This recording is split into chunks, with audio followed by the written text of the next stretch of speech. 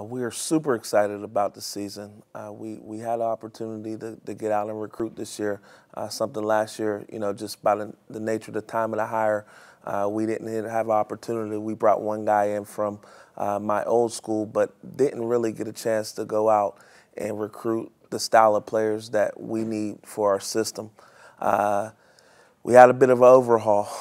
We had to make some tough decisions this summer, but we had to make them for the betterment of the program.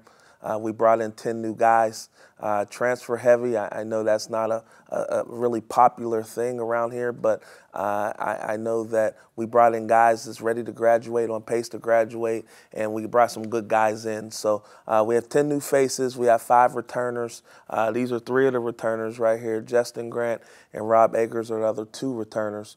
But our transfers range from junior college transfers to Division I transfers to 2-year guys, eligibility left, 1-year guys, eligibility left. We're all across the board, just looking to build a good program, a good team that fit what we needed them to do, and I thought we was able to accomplish that. We have some size this year that we didn't have in last year and in the years past. We go 6'9", 6'8", 6'7", are our biggest guys, and then we have about 3 or 4 guys that range from 6'4" to 6'6". So we have some size and some versatility that we're excited about. We're just excited, more or less. Just we got good guys, and that they're buying in. They work hard. They're going to class. We're checking on their classes, and they're going. The one thing that we got some great reports back, and the one thing that I did see that's been consistent is that they're going to class, and that's the #1 step to being a successful college student. So we're excited about all those things. And on the court, we're just we're taking it one day at a time. We're ahead of where we were last year by far, simply just because we had a preseason to work with the guys. We got them in the weight room. We got them on the track. We actually, they were flipping tires all preseason, so they hated me for that. But, it's all for the good, and we hope that, that's going to translate into a PSAC West title, which is our #1 goal, a PSAC Conference championship, which is our #2 goal, and to qualify for the national tournament, that's our #3 goal. So, these things are going to be a constant here for the years to come. This group right here, last year, we had some goals, but they weren't as lofty as they are this year, simply because we just didn't know what we was getting into. Now we know what we're getting into. We're confident that we have the players in place. Administration's been great to us, so we've been able to really build the team how we feel that we can compete for these championships and conference division championships. So we're just excited to get going now. Let's open it up. Marcus, with so many new guys, do you think there's going to be a learning curve in how quickly they start to be able to play together and get to where your peak level is going to be? Yeah, big time learning curve. I mean, and we were talking about this yesterday. I don't think any basketball program in the country, other than West Liberty, really brings in all freshmen anymore. It just doesn't happen no more. It's amazing how it's shifted, but when you're in it, you got to keep up with it, And so I think a lot of people around the country is dealing with this learning curve with graduate transfers now and different junior college transfers now, 1-year transfers now. Everybody has to deal with it. The blessing is this year, Chris, is that we were able to use a preseason. We was able to get individuals in. We was able to get team workouts in. We were able to kind of get some of these things in that, we hit the ground running last year. We just started practice October 15th. So the learning curve is there. It's going to be there, but I think we're ahead of where we were last year at this point with things we got in, understanding the pressure, understanding rotations, things like that I think we're going to be much better for down the road in February and March for now. Now, that was basically my question, too, as far as team chemistry, but really off the court as well. How is the team coming together off the court? Yeah, interesting question. I mean, whenever you bring in that many people, you often wonder, what's the chemistry? And every coach in America said, and like I said, I don't have a track record here yet, so nobody really knows what I'm about. But we got great kids. We don't have any issues. We're not going to have any issues. These are great kids. Do we got competitive kids? Yeah. Is it going to be a kid to get in somebody's face sometimes when they're competing? Yeah, but I like that. We got to have kids with an edge that's going to compete so we could beat the IUPs in the world. But the interesting thing is we got a lot of kids. I'm from Pittsburgh, so we got a lot of Pittsburgh kids. We brought a couple in.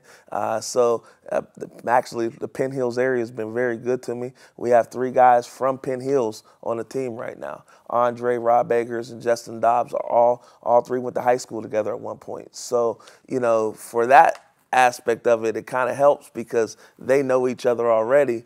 But like I said, BJ come down to Pittsburgh, played in the summer league with Rob this year, so he got to meet some of the guys early. So Ralph knew Larry from Youngstown, so they already knew each other a little bit, but we do some team building things and some activities and stuff, and they love playing video games, so they always play video games together, so that's a little team bonding there too. So yes. You mentioned West Liberty and about the graduate transfers. I see they're on your schedule this year. Boosting up your non-conference schedule. Can you talk about the theory of doing that and what it means to the program to to challenge the team and yourself? Yeah, great question. I honestly think that my mindset is to be the best, you got to beat the best, and West Liberty is the best in this region. They're number 3 in the country preseason. They're always good. They are always national competitors at the end of the year in that tournament. We have an opportunity to go down there and play them. I was shocked when talking to Coach Crutchfield, how hard it is for them to find games. Nobody wants to play them. And I was shocked by it. I'm thinking and this is not saying that we're better or we're conceited or anything like that. I just couldn't believe that nobody wanted to play them. That's the best team in the area. Why not? But that's our mindset, man. We want to go down there and we want to play.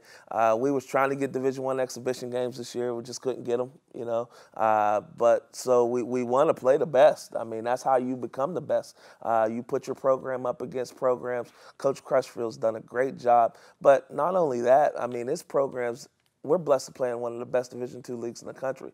So every night we get Gannons, the IUPs, the Edinburghs, the Mercyhursts, every night. So we're playing against some of the best, but we just wanted to step outside the conference a little bit just to go see what's out there and go play and compete against somebody at a high level. Yes? Coach, looking at the scrimmage yesterday, you guys played really tough vertically and at the rim. Just how much emphasis did you guys put in the preseason at attacking the basket? Because you guys played really well in the paint last night. Yeah, that's on them. We got great players.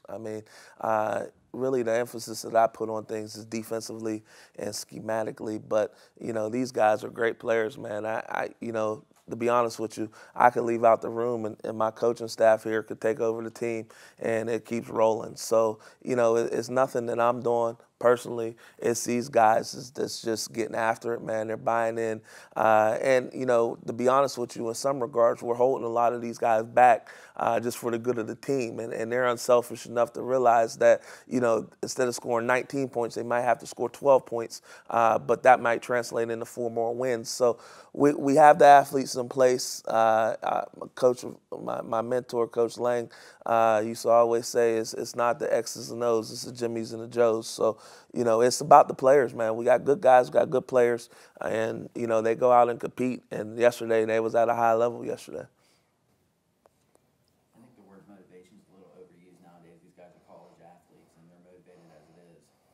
But you see a number 7 ranking in the PSAC West. You see that as a little bit of motivation there for you guys? I'll take that. That means nothing.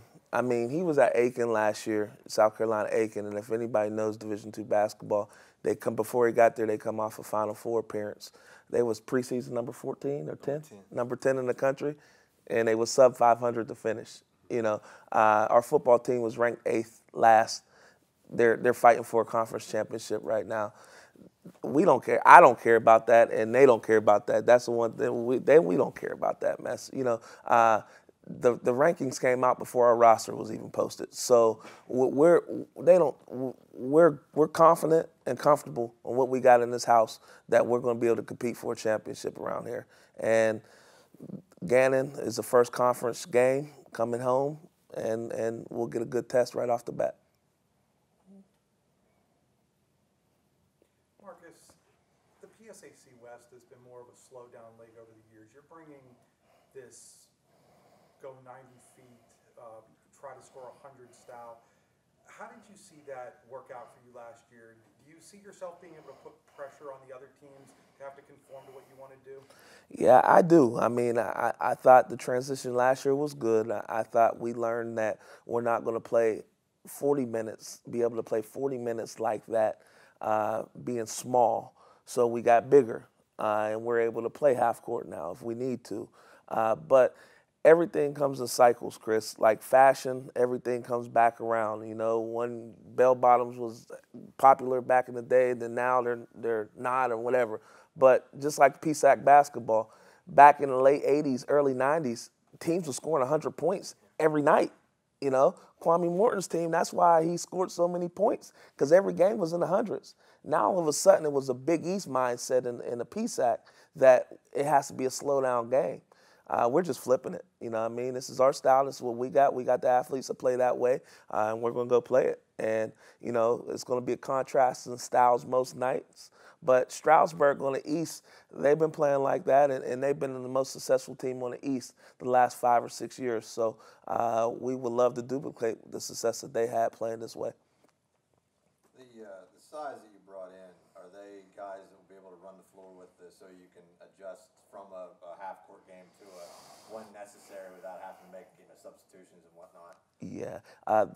The team we scrimmaged yesterday, he seen our bigs, and he thought, you know, I don't know. But once they started playing, he was like, man, they're athletic than I thought. Our one big guy, Akeem Williams from Brooklyn, he may be the most freakish athlete I've coached in my 12, 13 years.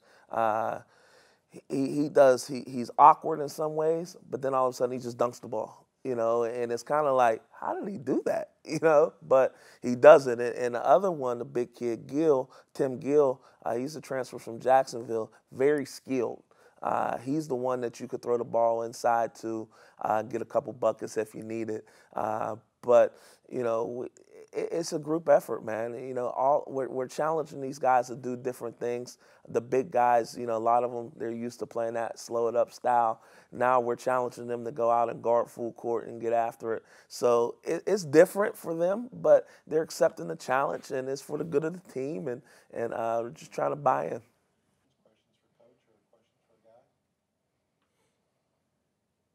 Coach Williams, you mentioned you brought in 10 new players this year, and Clarion's one of the smaller state schools. How do you get all these recruits to kind of buy in from the Clarion? Great question. Well, we started out selling the building coming, and then we had to backtrack a little bit on that because we were a year behind. But you know, we're just trying to, you know, the interesting thing is that's a great question actually, because, you know, my years at Beaver, we got it to a point where we were successful and guys knew what they were coming into.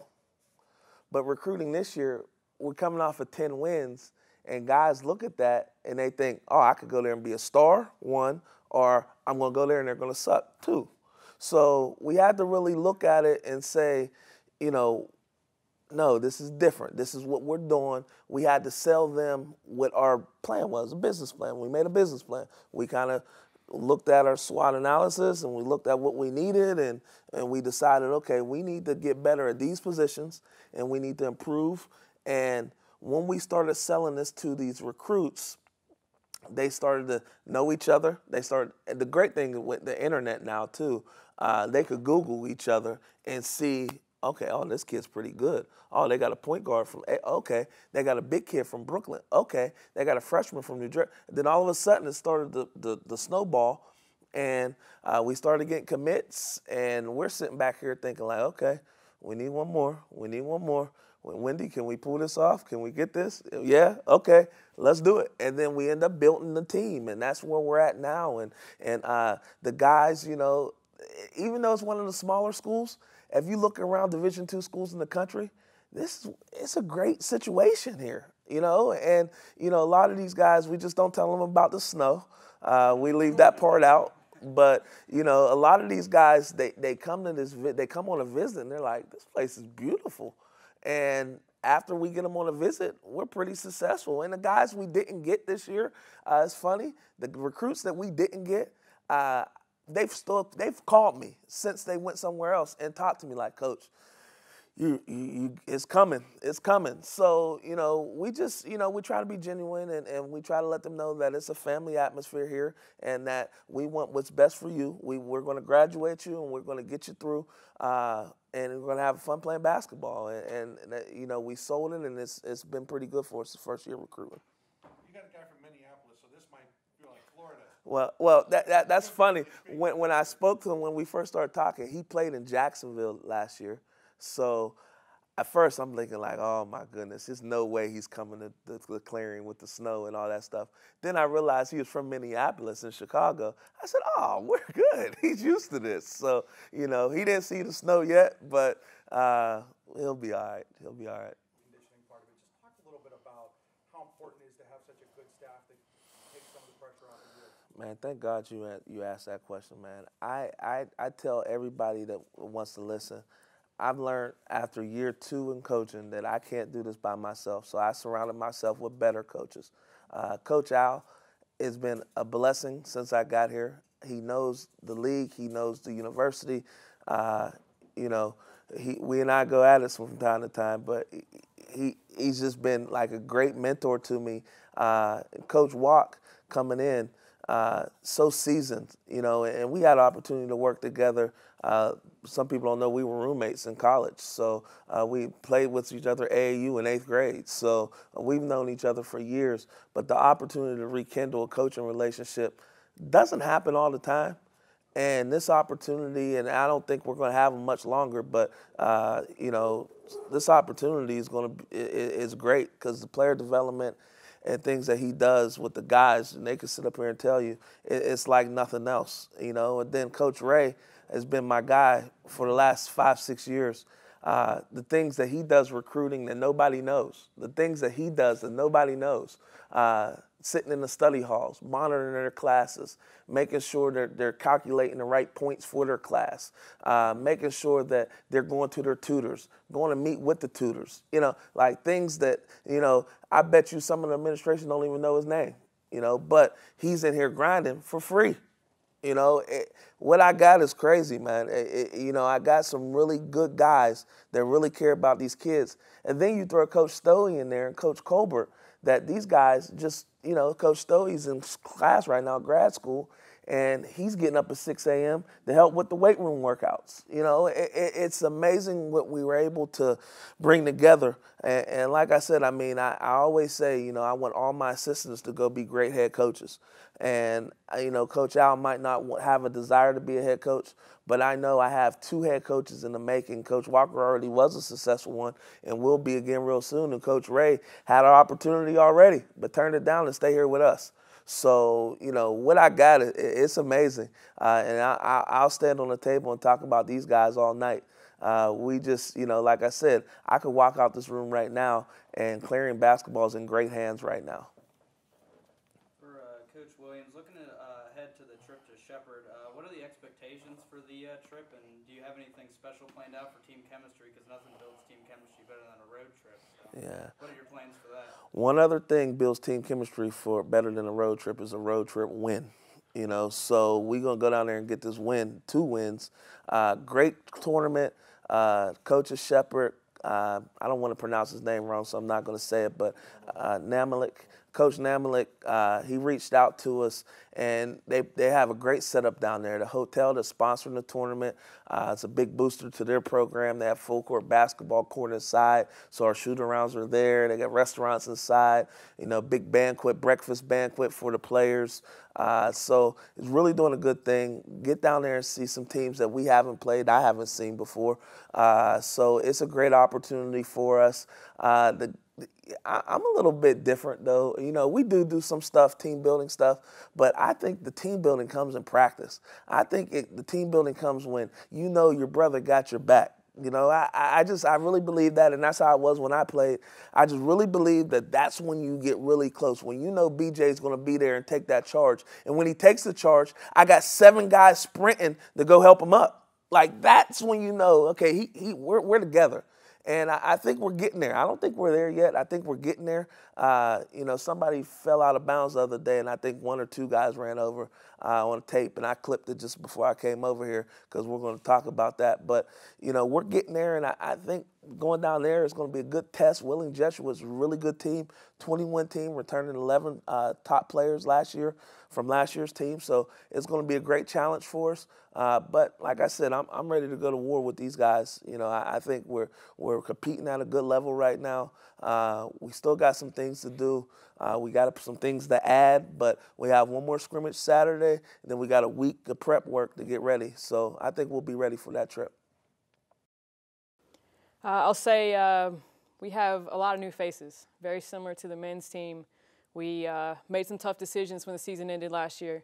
Made a lot of changes to our roster. I think we brought in a very talented group of kids. After spending a season in the league, we realized that's going to be really tough to get to the top, but I think that gave us a better feel with recruiting, where we need to go and the weaknesses that we needed to address after last season. So when you guys see us play this year, you'll see that we brought in kids who can hit a lot more open shots. We brought in a lot of ball handlers. I think when we played at Buffalo the other night, I looked up, and at one point we had 5 kids on the floor at the same time who had played point at some point in their career. So we knew the ball handling aspect was something that we had to drastically improve. I think we are tougher from top to bottom. I think last year, and that's not just a physical toughness, it's a mental toughness too. The kids went through preseason this year, and we really pushed them. We pushed them further than I think some of them thought they could go, harder than they've been pushed before, and they all responded. So I feel like with recruiting, we've addressed that, the skill level, the toughness. I think we will be a lot more balanced this year as well. You guys saw last year that there were a lot of games that T really had to carry the load for us. If she wasn't scoring or she was seeing a double team or getting trapped like she very often did, we had a really tough time putting the ball in the basket from other spots on the floor. So we've got, I'd say, 7, 8, 9 kids who can score in double figures on any given night right now. So I think we're a lot tougher team to scout. And on a night when they're all putting the ball in the hole, we're going to be a team that's going to put up a lot more points than we did a season ago. All right, start the questioning.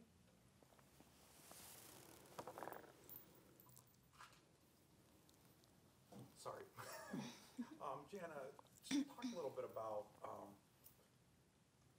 where your expectations are right now. When you're coming off of a 2-win season, obviously the outside expectations aren't going to be very high, but what about from an internally? I think we've talked a lot about outside expectations versus our team's expectations in practice right now. We know how much better we are. We know how much talent we have standing in the circle every day in practice. Our team is competitive. Everybody on the floor knows that right now we've got enough talent to win some games in the league this year. I've had people ask, how many games do you think you can win? Right now, I have no idea. I know that we're a team that is, like I said, much improved from a season ago. We're also a team that's going to fight no matter who we're playing. I think if we can give ourselves a chance to win, stay in games, late, we're going to be a team down the stretch that's just going to continue to get better. Right now, my expectations are pretty high for this group because I know what they're capable of. I don't think a lot of people know what we're capable of. So once teams get a chance to scout us, once the public gets a chance to see us, I think the expectation level from the outside will probably be much higher than it is right now. With the freshmen that we brought in that I think are ready to play right away and ready to be an impact from day one. Also the junior college transfers and the returners that we have from last year's team that were huge for us. Right now my biggest job is just making sure it all comes together. Just one senior on the team this year, Danae. Where are you going to be looking as a head coach for the leadership? Well, I think we're going to do it by committee. T is obviously not the most vocal person. We've joked about that since I got here last year. But we named captains on the first day of practice, and it's Slim and Jordan sitting up here next to me. They are both, they're very different in their leadership styles. I would say they both have a tremendous work ethic. Jordan is vocal just by virtue of being a point guard. But being a freshman, I think she's still trying to figure it out a little bit. She's been a part of very successful teams in high school and in AAU. She's always had to be a very vocal leader on her team. So for us, we're looking at her, looking to her for some leadership. Delrica is a leader by example. She goes 100 miles an hour on every play. And we spent a lot of time last year talking to her about, even if you make a mistake, if you make it going all out, I'm fine with that. And right now I think she sets the tone in our practices with the way she attacks the offensive glass, with the way she defends, with the way she gets on the floor after loose balls, the way she runs the floor. I think Slim also has the edge that we need when somebody's not doing it the right way or somebody needs to have their attention gotten. She's the type of kid who knows what to say and how to say it, how to get a teammate's attention. Sometimes correction is good coming from a coach, but other times it's even more important to hear it from your teammate, and Slim is a good person to be able to do that for us. Question for you, Coach Ashley. Looking back to the Buffalo game, obviously the team didn't win, but what do you think the team learned from the trip, and what did it mean to you as a coach to go through that playing a Division I opponent to start the year?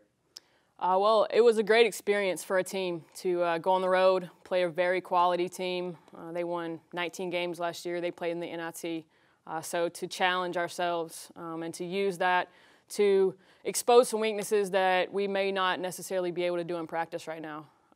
It was great for them to go play in a big arena, to play on ESPN3. It was awesome. We found out about an hour and a half before game time, so they got a chance to send out one last text and let family and friends know that they were going to be it was going to be streamed live. So I think that was a cool atmosphere for them to play in. They had a decent crowd, something different than what we're going to see in most of the PSAC gyms.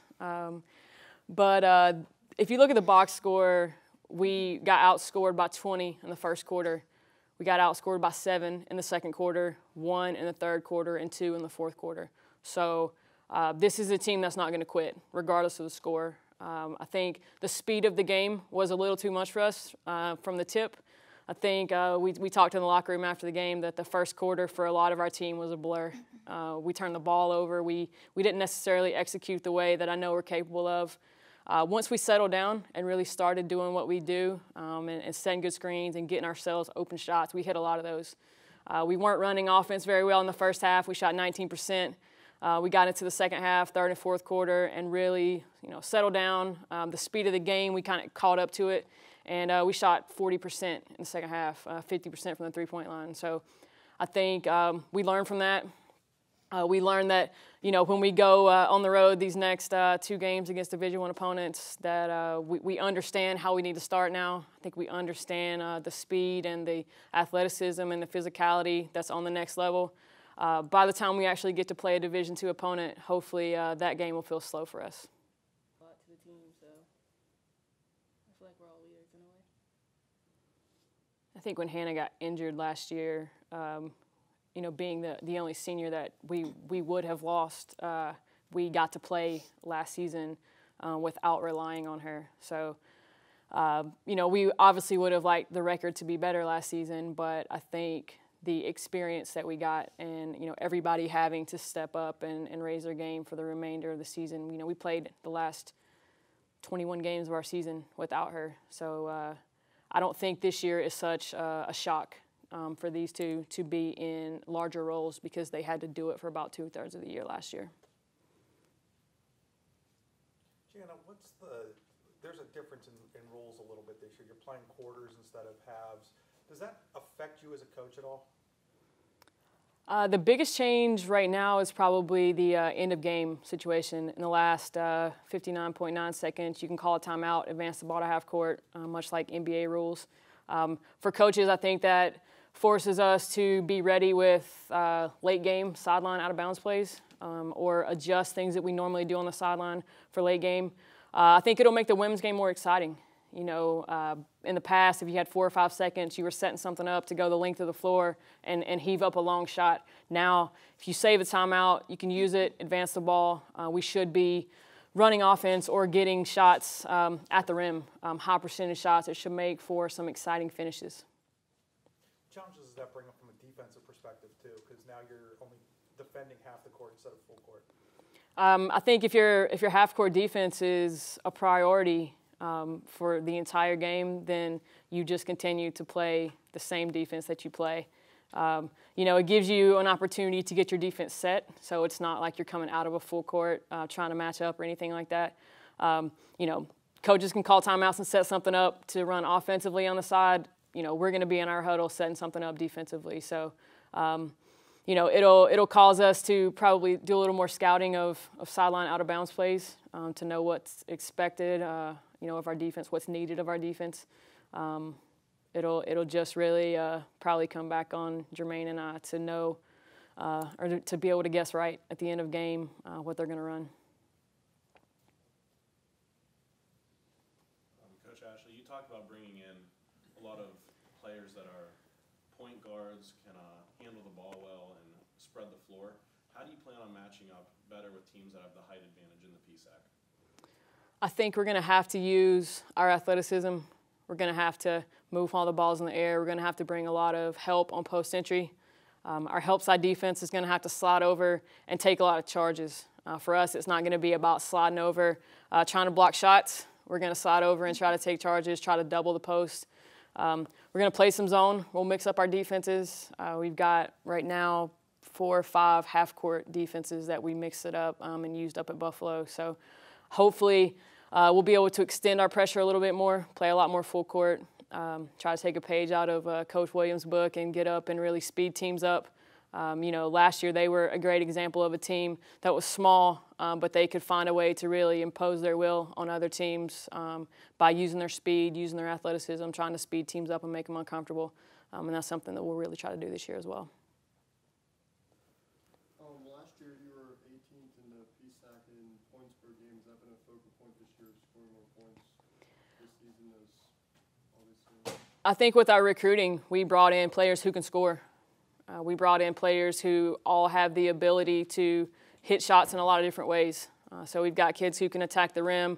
We've got kids who can hit the three, good mid-range jumpers. We don't have one-dimensional players anymore. So I think that makes us a little bit tougher to guard. Hopefully we won't see as much zone as we saw last year, just based on the fact that I think we're going to shoot the ball a lot better from the perimeter.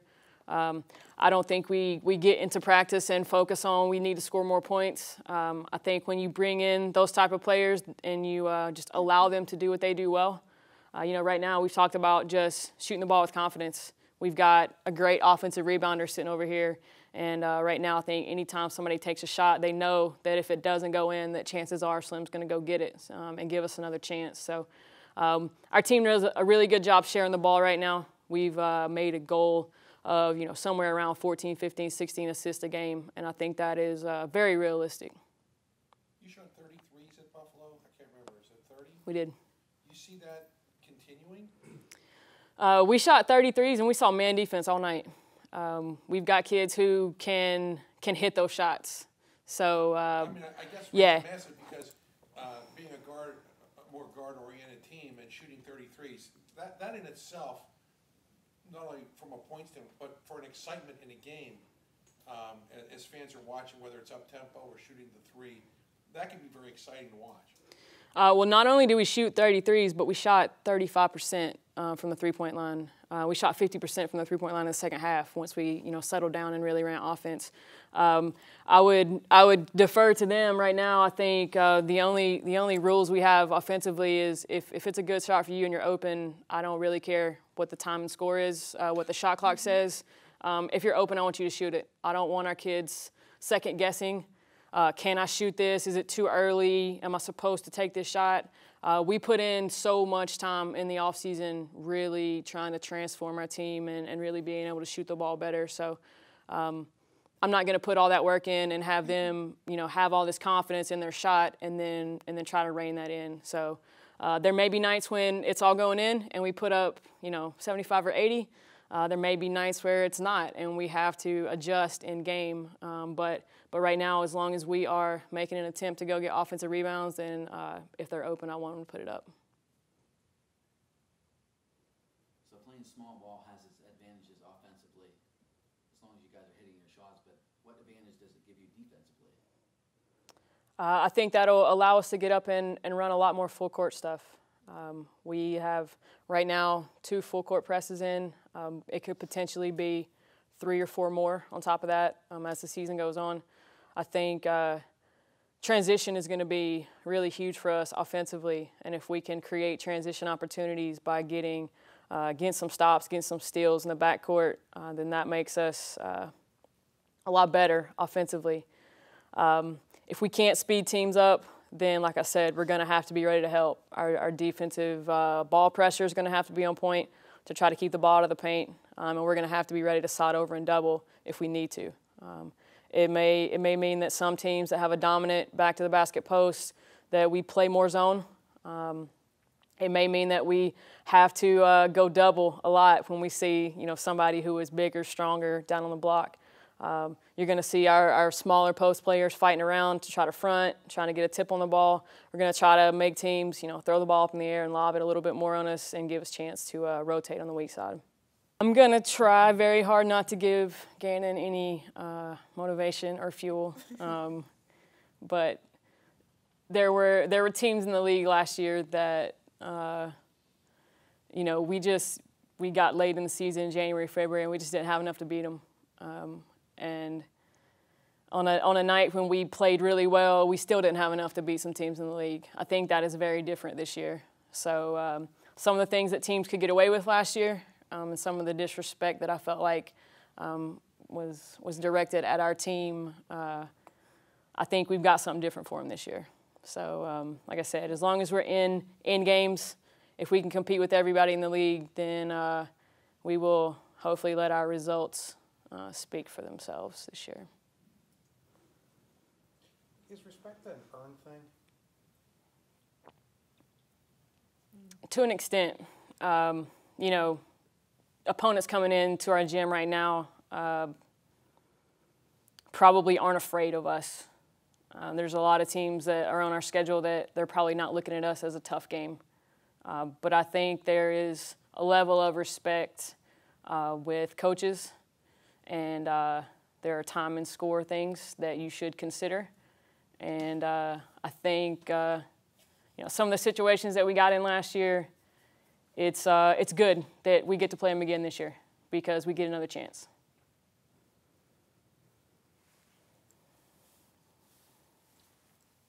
Additional questions? What type of season do you expect to have in terms of Jen Strahl and Misha Harden-Pulliam, 2 of your returning starters? What type of impact do you see them making that we didn't see as much last year? With Amisha, I think you guys will see her play off the ball more. Last year, she spent all of her time at point. This year, she really put in a lot of time in the offseason working on her shot from the three-point line, working on being able to score more from the perimeter more consistently. So she'll spend some time at the 2 and the 3 for us. She'll play point also. Like I said, we've got 5 kids on our roster right now who have all played point at some time in their career. So I think that makes us very versatile offensively. It makes us handle pressure a lot better. I think it allows us to do things that we weren't able to do last year with less ball handlers. So Amisha will play on the wing some. obviously handle the ball, especially when we see full court pressure. To have as many ball handlers on the floor as possible is good for us. Jen has also improved a lot in the postseason. I will credit my assistant, Jermaine Cooper, with really developing our post players through the offseason. He spent so much time in the gym with them in individual workouts and beating them up and really working on footwork. So I think back to the basket, Jen has improved. She gives us the size that we don't really have across the rest of our roster. She is a vocal kid, pretty smart. So anytime defensively you got somebody like that standing on the back row, really helping direct traffic, in our zone defenses, that helps us a lot. Would you take a couple minutes and just talk to the folks here about Stevie Ray and Tyra Polite, who are both junior college players coming in, what they could expect to maybe see from those two players? I think they are both explosive guards. Tyra is from Philadelphia. She played at a junior college in Iowa for the last 2 years. She got recruited pretty highly out of high school, and we were lucky to get her here. She could have gone and played at a much higher level. So to have her here, I think she'll be an immediate impact from day one. She is left-handed, very athletic, long. She can play 1 through 4. She spent time playing point at Buffalo. She spent a lot of time playing the 4 for us, just based on the fact that Slim is out right now. So Tyra's a kid who can score in a lot of different ways. She scores off the dribble. She can create her own shot. Does a really good job off ball screens. She can knock down open threes. We spent time working on facing up on the post, trying to go by somebody who's bigger or stronger than her down on the block. So she is, like I said, an explosive scoring guard. When she decides defensively that she wants to lock down and really guard somebody, she can be one of the best defenders on our team. I think having her and T out on the perimeter, we can really cause some problems in our man defense this year, especially in the half court. Stevie Ray is a knockdown shooter, and she has range that when you think you've stepped out far enough to guard her, it's a little bit further. If she's the kind of guard that she's just waiting on you to drop your hands, and it's going up. She's, like I said, deep range on her 3, but she's also pretty crafty around the rim. She can get into the paint. She does a pretty good job scoring. She's a great passer.